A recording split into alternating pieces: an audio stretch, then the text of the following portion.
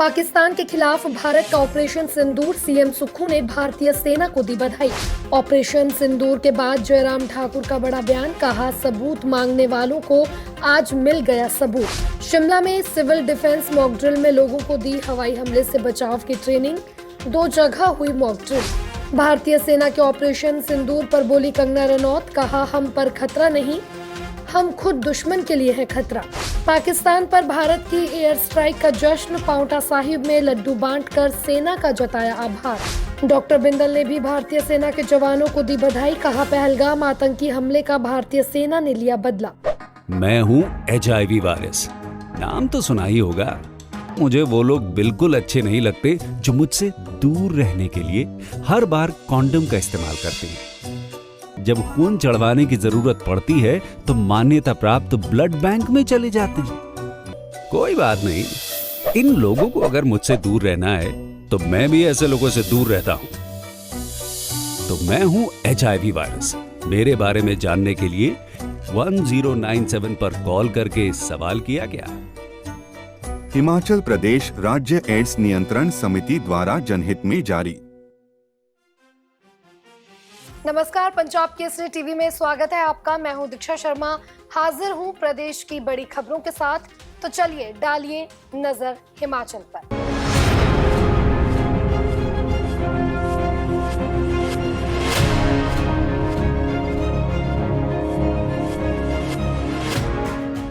सबसे पहले खबर की शुरुआत करेंगे भारतीय सेना के ऑपरेशन सिंदूर से। भारत ने पाकिस्तान पर हमला करके बदले की शुरुआत कर दी है। इंडियन एयरफोर्स ने मंगलवार आधी रात के बाद पाकिस्तान और POK के भीतर एयर स्ट्राइक की। इस हमले में 7 शहरों के 9 आतंकी ठिकानों को निशाना बनाया गया, जिसमें 100 से ज्यादा आतंकी मारे भी गए। वहीं हिमाचल प्रदेश के मुख्यमंत्री सुखविंदर सिंह सुक्खू ने भी भारतीय सेना को बधाई दी है। सीएम सुक्खू ने कहा कि पहलगाम हमले की जवाबी कार्रवाई में भारतीय सेना ने जिस तरह आतंकवादियों को जवाब दिया है, उससे हर हिमाचल वासी को सेना पर गर्व है। उन्होंने कहा कि हिमाचल का हर व्यक्ति देश की एकता और अखंडता के साथ खड़ा है। दूसरी तरफ सीएम सुखविंदर सिंह सुक्खू ने बुधवार यानी कि आज प्रस्तावित अपना बंजार दौरा भी रद्द कर दिया और प्रदेश के आला अधिकारियों के साथ आपात बैठक की। इसमें सभी अधिकारियों को दिशा निर्देश दिए गए हैं और हिमाचल प्रदेश के बॉर्डर वाले क्षेत्रों में सतर्कता बरतने को कहा गया है। मुख्यमंत्री ने कहा कि डरने की कोई बात नहीं है, लेकिन बॉर्डर क्षेत्र में सतर्क रहने की जरूरत है और अगर दुश्मन बौखलाहट में कोई जवाबी कार्रवाई करता है तो प्रदेश उससे निपटने के लिए पूरी तरह से तैयार हो। सेना के तीनों अंगों ने जिस प्रकार से दबाव बनाकर सटीक और सही कार्रवाई की है, उसके लिए सेना पर हमें पूरे प्रदेशवासियों को गर्व है।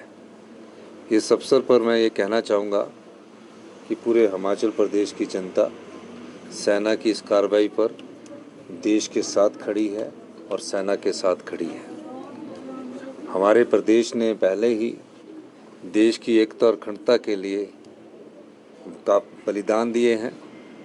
देश के अधिकतम परमवीर चक्र हिमाचल के वीर सैनिकों ने, वीर सपूतों ने जीते हैं और इस जो पहलगाम पर जो आक्रमण हुआ था, पर्यटकों पर नृशंस हत्या की गई, उसका जवाब जिस प्रकार सेना ने दिया है, हिमाचल की जनता भी उन पर गर्व महसूस करती है और पूरे प्रदेशवासी इस समय देश के साथ खड़े होकर एकजुटता और देश की एकता और अखंडता का परिचय दे रहे हैं। आपने हाई लेवल मीटिंग आज बुलाई है? मैंने प्रदेश के संदर्भ में हाई लेवल मीटिंग इसलिए बुलाई है क्योंकि हमारा जो क्षेत्र है वो भी कुछ पाकिस्तान की सीमा के साथ जुड़ा हुआ है और हमने कहा है कि हमें जागरूक रहना है, घबराने की कोई बात नहीं, पर जागरूक रहना है और भारत सरकार के जो दिशा निर्देश है, जो गृह मंत्रालय द्वारा जारी किए जाते हैं, उनका अनुपालन करना है और अपनी तरफ से भी जागरूकता अपनानी है।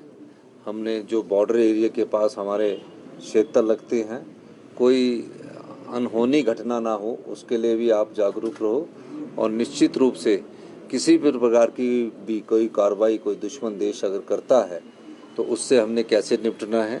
पूरे प्रदेश की जनता एकजुटता के साथ ये जो कोई किसी भी प्रकार का कोई भी वारदात होती है उसका सामना करने के लिए तैयार है। इसलिए हमने सभी अधिकारियों को दिशा निर्देश दिए हैं, सभी जिला अधीक्षकों को दिशा निर्देश दिए हैं और साथ लगते बाउंड्री के जहां जिला अधीक्षक उनको सचेत रहने के लिए बोला है और अपनी सुरक्षा को सुनिश्चित करने के दिशा निर्देश हमने दिए हैं। और जो भी टेक्नोलॉजी के आधार पर हम इनपुट गैदर कर सकते हैं उस टेक्नोलॉजी को भी मजबूत करने की बात कही गई है। और सोशल मीडिया के द्वारा कई बार भ्रामक प्रचार किया जाता है, उस भ्रामक प्रचार को जो दुश्मन देश के द्वारा किया जाएगा उससे भी कैसे निपटना है, इस सब संदर्भ में हमने दिशा निर्देश दिए हैं। और आज शाम को इसके बारे में मॉक ड्रिल भी करने का प्रावधान किया गया। हिमाचल की राजधानी शिमला में आज सिविल डिफेंस मॉक ड्रिल का आयोजन हुआ। इसमें आम नागरिकों को हवाई हमले से बचने की ट्रेनिंग दी गई। आपको बता दें कि शिमला के संजौली और डीसी ऑफिस परिसर में शाम 4 बजे मॉक ड्रिल का आयोजन किया गया। इस दौरान हूटर बजाकर लोगों को चेतावनी दी गई और उनको बताया गया कि अगर हवाई हमला होता है तो किस तरह से आप खुद और दूसरों को सुरक्षित रखेंगे। अगली खबर का रुख करते हैं। ऑपरेशन सिंदूर के बाद नेता प्रतिपक्ष जयराम ठाकुर ने भी बड़ा बयान दिया। उन्होंने कहा कि सबूत मांगने वालों को आज सबूत मिल चुका है। नेता प्रतिपक्ष जयराम ठाकुर ने कहा कि हिमाचल की जनता चट्टान की तरह देश की सेना व प्रधानमंत्री नरेंद्र मोदी के साथ खड़ी है। केंद्र की ओर से जारी निर्देशों व इनपुट के अनुसार काम किया जाएगा। क्या कुछ बोले नेता प्रतिपक्ष जयराम ठाकुर, आइए सुनिए।